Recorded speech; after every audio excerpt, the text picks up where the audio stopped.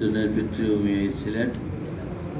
এই সিলেটের মানুষের পক্ষ থেকে, নগরবাসীর পক্ষ থেকে দীর্ঘ 18 বছর পর এই এলাকারই সন্তান, বিএনপির যুক্তরাজ্যের সভাপতি, বিএনপির চেয়ারপারসনের উপদেষ্টা এবং আমাদের সেই মালিক ভাই, যাকে আমি চিনি, সেই তরুণ সংঘ করেছিলেন 77 সালে।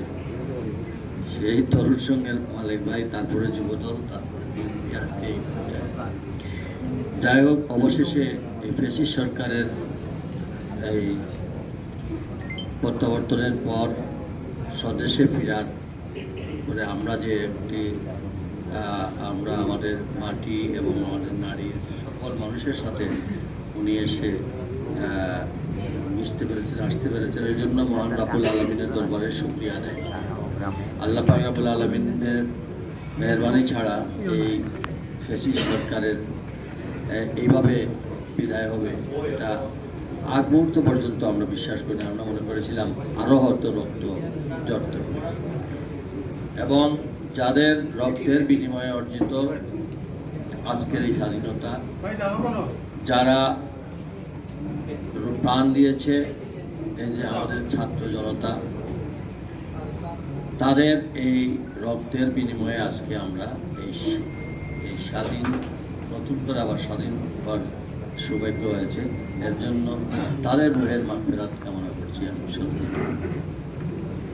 আমি সেই সঙ্গে আজকে শ্রদ্ধার সঙ্গে স্মরণ করছি আমাদের সেই সব নেতৃবৃন্দ, যারা বিগত 15 বছরে এই স্বৈরশাসকের আমলে খুন হয়েছে, গুম হয়েছে, এবং এখনও যারা কারা বরণ করছে, তাদের সকলের জন্য। তার চেয়েও আমি আমার দলের প্রতিষ্ঠাতা চেয়ারম্যান, স্বাধীনতার ঘোষক শহীদ রাষ্ট্রপতি জিয়াউর রহমান এবং আমাদের মা মাটি, এদেশের দেশনেত্রী বেগম খালেদা জিয়া, তার থেকে বেশি নির্যাতন বাংলাদেশে আর কেউ আছে কিনা আমি জানি না। তিনি 1/11-এর সময় যদি আপোষ করতেন, তাহলে আজকে আমরা যারা এখানে বসে আছি, আমাদের কারো অস্তিত্ব থাকতো না। বিএনপি নামক সংগঠনের কোনো অস্তিত্ব থাকতো না। এই ফ্যাসিস্ট সরকার আমাদেরকে চিরতরে মুছিয়ে ফেলত। কিন্তু দেশনেত্রী বেগম খালেদা জিয়া তার জীবনের সকল ঝুঁকি নিয়ে বাংলাদেশের মাটি ছেড়ে যান নাই আমাদের জন্য, দেশের জন্য। তিনি তার সন্তান হারিয়েছেন, তার বাড়ি হারিয়েছেন, তার জ্যেষ্ঠ পুত্রকে পুনর্বাসনে প্রত্যাবর্তন করতে হয়েছে অন্য দেশে। আজকে পর্যন্ত তিনি আমাদের মধ্যে আসতে পারতেছেন না। এমন একটি কঠিন সময়ের মধ্যেও আমাদের নেত্রী, দেশনেত্রী বেগম খালেদা জিয়া অত্যন্ত অসুস্থ, যাকে যখন বলা হয়েছিল চিকিৎসার জন্য দেশের বাইরে যাওয়ার জন্য, তখন কিন্তু এই ফ্যাসিস্ট সরকার দেয় নাই। তারপরেও এখনও আমার ভাই নজরুল হাসান ভাই বলেছেন, সংখ্যা এখনও কাটেনি। আমাদের দেশে, আমাদের এই দেশনেত্রী বেগম খালেদা জিয়া তার শারীরিক অবস্থার জন্য এই মুহূর্তেও তিনি তার দেশের জন্য, আমাদের জন্য চিকিৎসার জন্য তিনি দেশের বাইরে যান নাই। আমরা এখন বুঝতে পারছি, আমার পরিষ্কার কথা, যে ওই দূষণরা যারা মাইনাস ফর্মুলার কথা চিন্তা করেছে, তারা এখনও ষড়যন্ত্রে লিপ্ত আছে। এবং আজকে বেগম খালেদা জিয়া এই দেশে অবস্থান করার কারণে আমরা মুক্ত বাতাসে এখনও বিএনপি, জিয়া পরিবারের সদস্যদের এই ভরসা নিয়ে আমরা এখন কাজ করতে পারছি। এর জন্য আল্লাহ পাক রব্বুল আলামিনের কাছে আমরা দোয়া করি তার সুস্বাস্থ্যের জন্য। তিনি যেন সুস্থ হয়ে আমাদের মধ্যে, আমাদের নেত্রী হিসাবে আমাদের সামনে আসেন। আমাদের প্রিয় নেতা, বিএনপির ভারপ্রাপ্ত চেয়ারম্যান জনাব তারেক রহমান, এই যে আওয়ামী লীগের মতো ফ্যাসিস্ট সরকারের এই আন্দোলনে, বিগত আন্দোলনের যে কৌশলগত দিক তিনি যেভাবে ওইখান থেকে নিয়ন্ত্রণ করেছেন, আমরা অনেকে বুঝতে পারি নাই।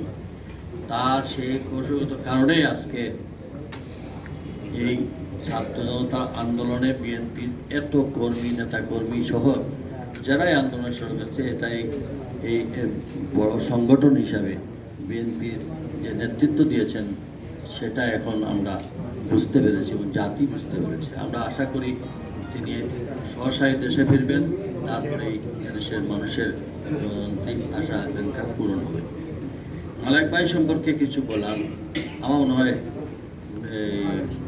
আমাদের এলাকার সবাই এবং নতুন প্রজন্মের হয়তো 15-16 বছর যারা দেখে নেয় তারা কাছে মালেক ভাই টেলিভিশনে বা বিভিন্ন আন্দোলনের সেই সকল দিনগুলো দিয়ে হয়তো স্মরণ করতে পারে, কিন্তু মালেক ভাইয়ের আগের দিনগুলো এখানে হাসন ভাই আছেন, কুমকুম ভাই আছেন, যারা ওই সময় আমরা যুবদল নেতৃত্ব দিয়েছিলেন। আমি তখন যুব সংস্থা, আমরা তখন ছাত্রদল করতাম। তো সেই দিনের সেই পুরনো অনেক স্মৃতি আমাদের মধ্যে আছে। আমি বিশ্বাস করি তিনি যে অবস্থানে আছেন, ইনশাআল্লাহ আমরা যদি সবাই একে অপরের সঙ্গে সহযোগিতা করি, আমরা যদি দেশ গড়ার কাজে আমরা সবাই আত্মনিয়োগ করি, তাহলে ইনশাআল্লাহ যার যেখানে জায়গা, আমাদের নেত্রীকে সেটা বলে দেওয়া লাগে না। আমাদের নেতা জনাব তারেক রহমানকে বলতে হবে না কাকে কোথায় কী অবস্থায় তিনি ব্যবস্থা করবেন, সেটা উনি ভালো জানেন। তবে আমরা দল হিসাবে আমরা এই এলাকায় যেহেতু সন্তান, আমাদের অনেক করণীয় আছে, যেটা আমার পূর্বে জনাব নজরুল ইসলাম বাসন ভাই বলে গেছেন। আমরা কিন্তু একটি সারা বাংলাদেশের চেহারা আমাদের এই বিভাগে আমরা কিন্তু অনেক পিছিয়ে আছি। আমরা হারিয়েছি আমাদের সেই সব সন্তানদেরকে যাদের দেশে এবং বিদেশে তাদের অবস্থান ছিল, জনাব সাইফুর রহমানের মতো, জনাব হুমায়ুন রশিদের মতো, এরকম আমাদের অনেক জাতীয় নেতৃবৃন্দ ছিল যারা দেশে এবং বিদেশে আন্তর্জাতিকভাবে তারা নিজেদের অবস্থান সৃষ্টি করেছে। কিন্তু এখন সিলেটে রাজনৈতিক দলগুলো সেইভাবে রিপ্রেজেন্ট করতে পারতেছে না ন্যাশনালি। আমরা দুর্ভাগ্য, আমরা ন্যাশনালি সেই অবস্থান নাই। আওয়ামী লীগে এই 220 জনের কিন্তু তারা কিন্তু অনেকজনই এখানে ছিলেন। বিএনপি থেকে আরম্ভ করে আমাদের এই সংগঠনের আমাদের এই পর্যায়ে আমাদের কোনো এই হাইয়েস্ট ফোরামে বিএনপি স্থায়ী কমিটি তো আমাদের কোনো ডিভিশনের কোনো আমাদের ভাইস চেয়ারম্যান পর্যায়ে আমাদের কোনো লোকজন নেই। আমাদেরকে এখনও অন্যান্য জায়গা থেকে এসে আমাদেরকে সবক দিতে হয়, আমরা ওই নিয়ন্ত্রণে আমরা কাজ করতে পারি। এটা কিন্তু সিলেটবাসী বুঝতে হবে। সিলেটের আগের যে অবস্থান ছিল, আইসিএসে সিলেট ছিল, সিএসপিতে সিলেটেরা ছিল, সেনাবাহিনীতে সিলেটিরা ছিল, সিভিল সার্ভিসে জায়গা হয় নাই সিলেটিদের। আজকে বাংলাদেশে আমি গত এই পর্যন্ত সিভিল সার্ভিসে মনে হয় মানে খুব বেশি হলে 11 থেকে 12 জন সিভিল সার্ভিসে আছে। এবারে যে ডিসি ফিল্ড লিস্টে 19 জন সিলেটিরা পরীক্ষা দিয়েছে, কিন্তু একজনও ফিল্ড লিস্টে আসতে পারেনি। এটার পিছনেও বৈষম্য, কারণ ওইখানে ওই তদবির করার ওই অবস্থানের লোক ছিল না আমাদের। আজকে যদি আমাদের ওই অবস্থানের লোক থাকতো, অবশ্যই আমরা 5-6 জন 7 জন আমাদের ফিল্ড লিস্টে ডিসি লিস্টে থাকতে পারতাম। আমরা সে নাই। আমি গতকালকে এর আগের দিন আমি মিনিস্ট্রিতে গেলাম, আমি বললাম যে সিলেটের আপনারা বলতেছেন অর্থনৈতিক অবস্থা বিবেচনা করতে হবে। অর্থনৈতিক অবস্থা খালি শুধু সিলেটের জন্য?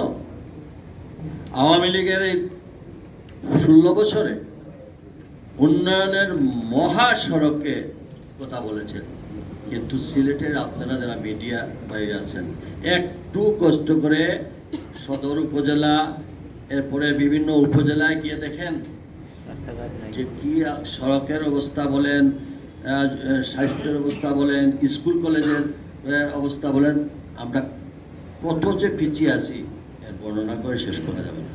20 বছরে বিমানবন্দর বাইপাস রোডের আমাদের তৎকালীন মন্ত্রীরা আজকে ভিত্তিপ্রস্তর দিচ্ছেন, কালকে হয়ে যাবে, পরশুদিন বড় বড় কথা বলছেন, এখন পর্যন্ত সেটা হয় নাই।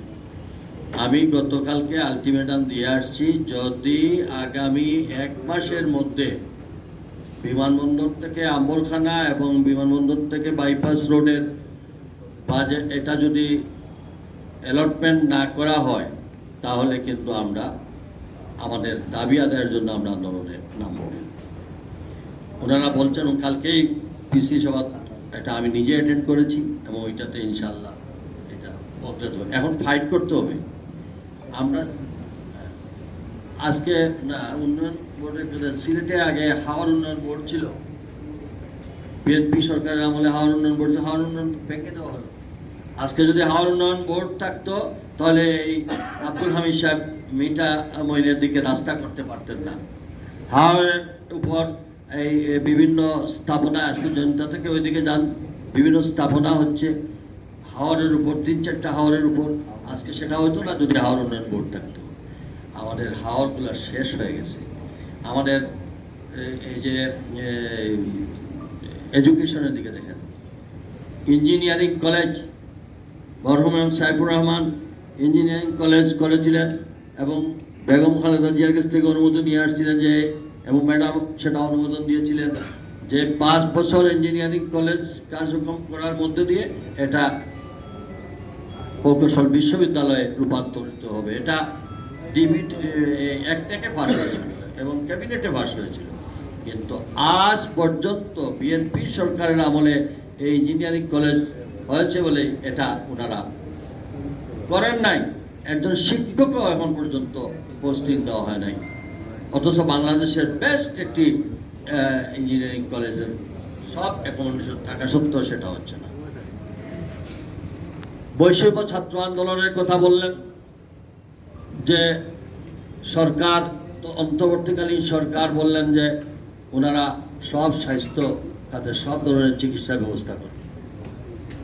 আমরা সিলেটিরা, আমরা উসমানী মেডিকেল কলেজে অন রেকর্ড আমরা সমস্ত চিকিৎসা করিয়েছি এবং এই জেলা উসমানী মেডিকেল কলেজ অথরিটির মাধ্যমে আমরা 7 লক্ষ টাকা পে করেছি যাতে আমাদের প্রত্যেকটা আহতদের সুস্থ করে দেওয়া যায়। কিন্তু সেখানে গেলে আইনের যত ফ্যাকলা আছে, সিলেটের প্রশ্ন উঠলে সেটা হয়ে যায়। কেন? সিলেটের রেললাইনের অবস্থা দেখেন, কোনো উন্নয়ন নাই।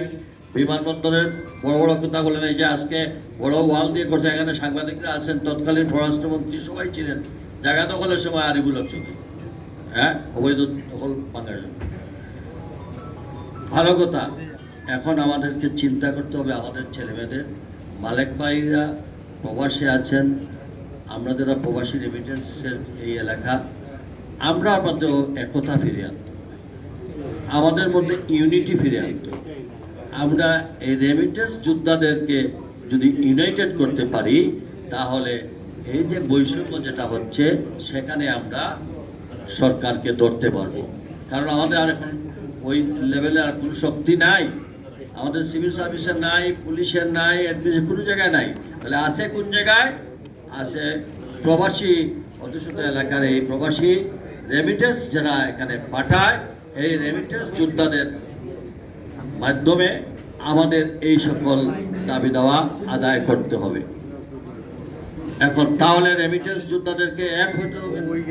আজকে যেটা উদ্যোগ নিয়েছেন মালেক ভাই, যে প্রবাসীদের মধ্যে কোনো মতৈক্য না করে আমরা আসুন, আমরা প্রবাসীরা নিজেরা নিজেদের মধ্যে। আমি মেয়র থাকাকালীন সময় আমি যখন লন্ডনে যাই তখন গিয়ে শুনি আমাদের অনেকের জমি জমা নিয়ে যাওয়া হয়, অনেকের জমি দখল করা হয়, অনেকের বাসা বাড়ি দখল করা হয়, কিন্তু 2-4টা ঘটছে। কিন্তু ম্যাক্সিমাম যেটা হচ্ছে, আমি একদম অকপটে মিডিয়ার সামনে বলছি, এটা আমাদের প্রবাসীদের মধ্যে, ভাইয়ের মধ্যে, আর স্ত্রী স্বামীর বিরুদ্ধে, এইগুলা নিয়েই নানা ধরনের। এবং আন্ডারে প্রবাসী শেয়ার হোল্ডাররা আছেন, 10 জন 20 জনে একটা ব্যবসা শুরু করছেন, তাদের মধ্যে আবার বিভাজন হয়ে যায়।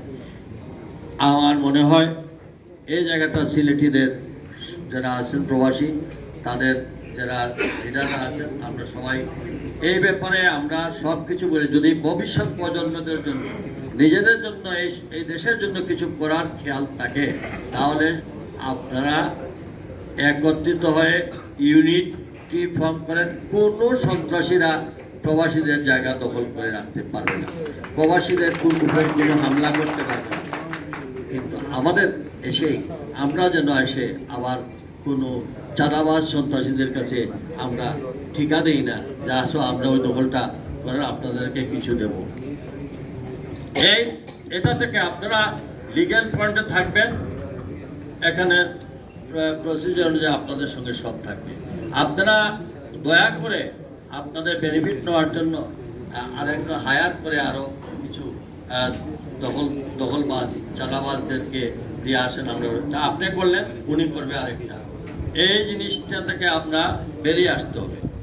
আর আমি মালিক ভাইকে বলবো, আপনারা যারা সিনিয়র নেতৃত্ব দিচ্ছেন প্রবাসী, এখানে প্রবাসীদের মধ্যে আপনারা একটা ইউনিফর্ম করেন, এবং এখানে যারা ধরেন সিনিয়র মোস্ট প্রবাসীরা আছেন, সত্যিকার অর্থে আমরা একটা সেল গঠন করা যেতে পারে যে ইয়েস আপনারা এটা নিজেদের মধ্যে আলোচনা করেন যে ইয়েস এইটা এই ধরনের দুর্ঘটনা ঘটছে, আমরা সম্মিলিতভাবে এটা চেষ্টা, কোনো ধরনের বিনিময়ে নয়, আমরা ভাই ভাই হিসাবে একজন অপরজনকে ন্যায়সঙ্গত থেকে আমরা কাজ করা শুরু করি। আর মিডিয়া ভাইদের কাছে বলছি, আপনারা সাদাকে সাদা বলেন, কারো পক্ষে কোনো গাইড দরকার নেই। এমনও তো সিদ্ধান্ত হয়েছিল যে আরিফুল হকের কোনো প্রোগ্রামই আপনারা কি সেটাও হয়েছে, তাতেও কোনো অসুবিধা হয় নাই, কিন্তু আরিফুল হকের কথা না। কথাটা হচ্ছে আপনারা দেখবেন যে আপনারা এই জাতির বিবেক, এখন আমাদের আরেক অস্ত্র আপনারা, আপনাদের মধ্যে একতা ফিরে আসতে হবে। আমাদের সব জায়গায় বিভাজন, আমাদের এই বিভাজনের জন্য আমরা আজকে পিছিয়ে, এমনি তো সব কিছু হারিয়েছি। আমি আজকে অকপটে বলতেছি, খালি যে মিডিয়া বিভাজন তা নয়, আইনজীবীদের মধ্যে বিভাজন, রাজনীতিবিদদের মধ্যে বিভাজন, চিকিৎসকদের মধ্যে বিভাজন, প্রবাসীদের মধ্যে বিভাজন, আমরা আর কত বিভাজন করব? যদি সত্যিকার দেশপ্রেমিক হয়ে থাকেন, এই এলাকার জন্য কিছু করার চেষ্টা থাকে, কিছু করতে চান, তাহলে সঠিক নেতৃত্ব বাছিয়ে নেন এবং এক হয়ে কাজ করার চেষ্টা করি, তবে আমরা এগিয়ে যাব। আমরা মালিক ভাই সুস্বাস্থ্য কামনা করি। বয়স আমি তো মনে করি না ওনার বয়স এখন 40 পার হয়েছে, কারণ আজকে এখানে যে অবস্থায় ওনাকে যখন আমরা বিদ্রোহী মনোভাব দেখি, হাসিনা গেলে যখন তখন আমি বলছি মনে মনে ঠিকই বলছে। যাই হোক, আল্লাহ তাদের এই অবদান আমরা কোনো সময় বুঝতে পারবো না। আল্লাহ তাআলা সবাইকে সুস্থ রাখুক।